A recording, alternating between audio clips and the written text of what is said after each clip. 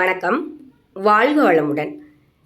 முட்டைகோஸு முட்டை இதை வச்சு தான் இன்றைக்கி ஒரு ரெசிபி செய்ய போகிறோம். அதுக்கு முட்டைகோஸ் இந்த மாதிரி கட் பண்ணி எடுத்துக்கலாம். வெங்காயமும் கட் பண்ணி எடுத்துகிட்டு கடல் எண்ணெய் இல்லைன்னா தேங்காய் எண்ணெய் ஊற்றிட்டு அதிலே முட்டைகோஸும் வெங்காயத்தையும் நல்லா வதக்கி எடுத்துக்கலாம்.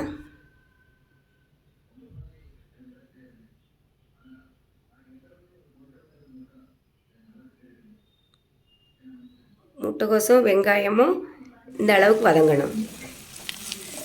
அதுக்கப்புறமா உப்பு போட்டுக்கலாம். நமக்கு டேஸ்ட்டுக்கு தகுந்தாப்புல உப்பு போட்டுக்கலாம்.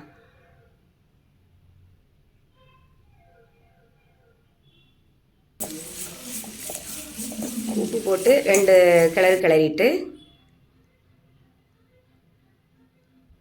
அதுக்கப்புறமா கொஞ்சமாக மிளகுத்தூள், கறி மசால் தூள் இது 2யும் போட்டு அடுப்பை ஸ்லோ ஃப்ளேமில் வச்சு வதக்கிக்கோங்க.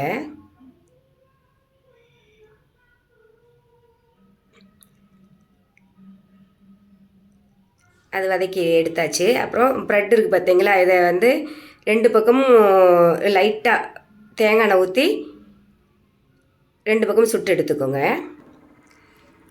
இப்போ இந்த நம்ம காய் வதக்கி வச்சுருக்க பார்த்தீங்களா, அதிலே நமக்கு எவ்வளோ தேவையோ அந்த அளவுக்கு முட்டையை ஊற்றிக்கோங்க. இது நான் வீடியோவில் 3 முட்டை தான் போட்டிருக்கிறேன். நான் 10 முட்டை போட்டிருக்கிறேன். போட்டு இந்த மாதிரி நல்லா கலக்கி எடுத்துக்கலாம். அதுக்கப்புறம் தான் ஆம்லேட் ஊற்றணும். அவ்வளோதான், நல்லா கலக்கியாச்சு.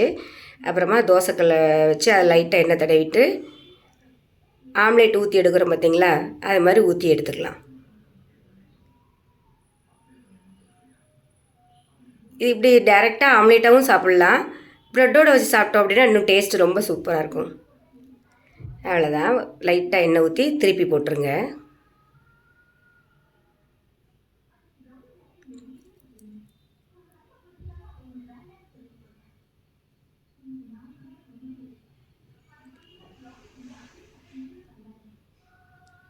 இப்போ மறுபடியும் அந்த சுட்டு வச்சுருக்கோம் பார்த்தீங்களா, அந்த ப்ரெட்டை தோசைக்கல்லில் போட்டு லைட்டாக எண்ணெய் தடவி